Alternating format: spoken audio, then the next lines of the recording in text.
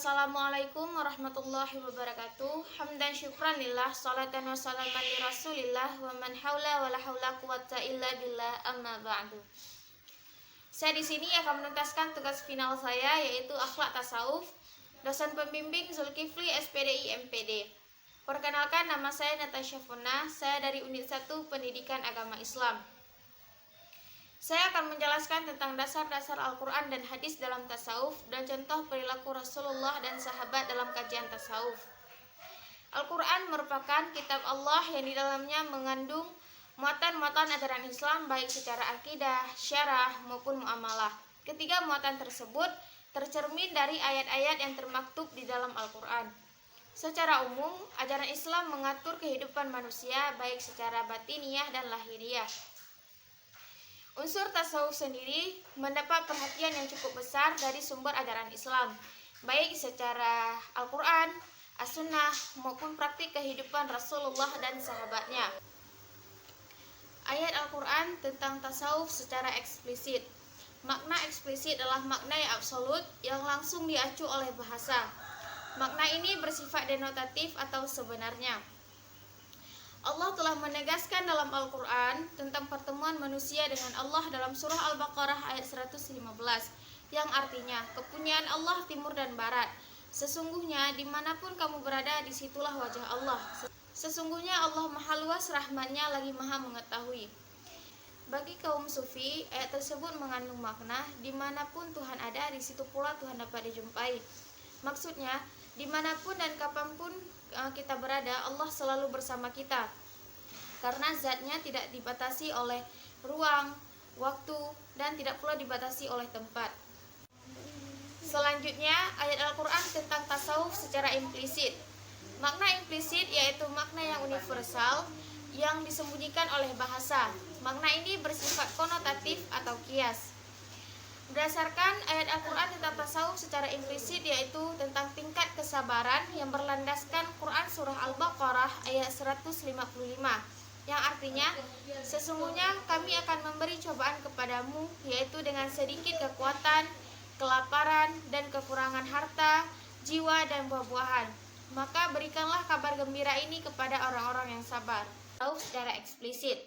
Salah satu hadis tentang tasawuf secara eksplisit yaitu hadis riwayat Muslim.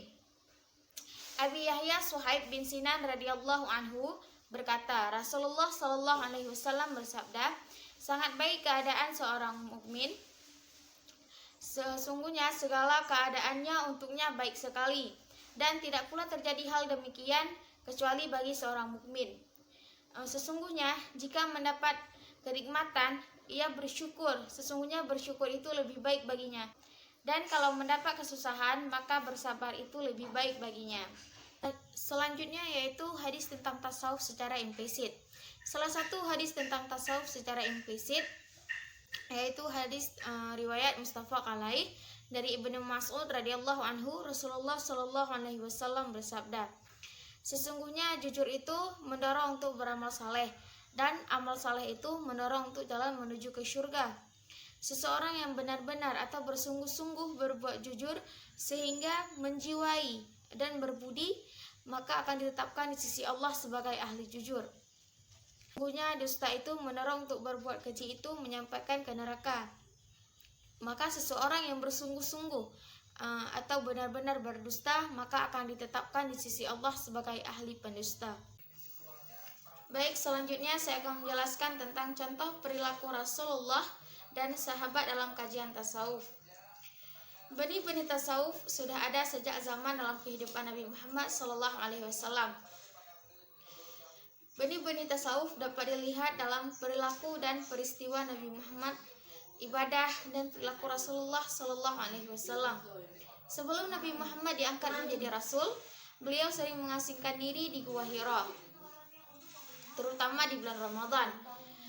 Beliau di sana berzikir, berzuhud dengan tujuan yaitu mendekatkan diri kepada Allah Subhanahu wa taala.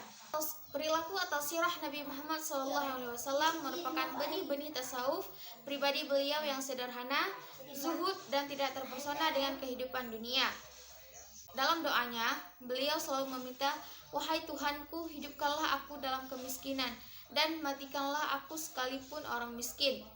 Hadis riwayat At-Tirmizi, Ibnu Majah, dan Al-Hakim. Baik, selanjutnya saya akan menjelaskan tentang contoh perilaku sahabat dalam kajian tasawuf.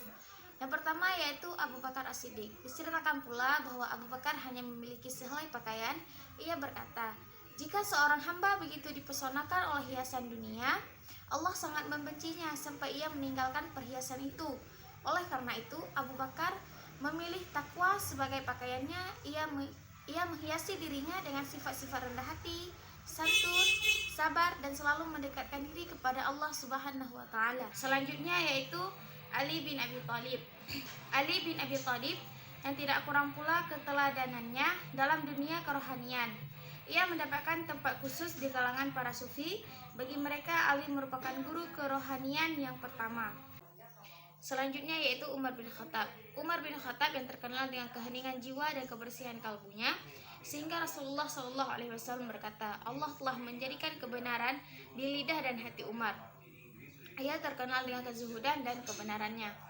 Selanjutnya yaitu Utsman bin Affan. Utsman bin Affan yang teladan para sufi dalam banyak hal. Utsman adalah seorang yang zuhud, tawadhu atau merendahkan diri kepada Allah Subhanahu wa Ta'ala, banyak membaca ayat-ayat Allah dan memiliki akhlak yang terpuji. Cukup sekian penjelasan dari tugas final saya. Lebih dan kurang saya mohon maaf. Assalamualaikum warahmatullahi wabarakatuh.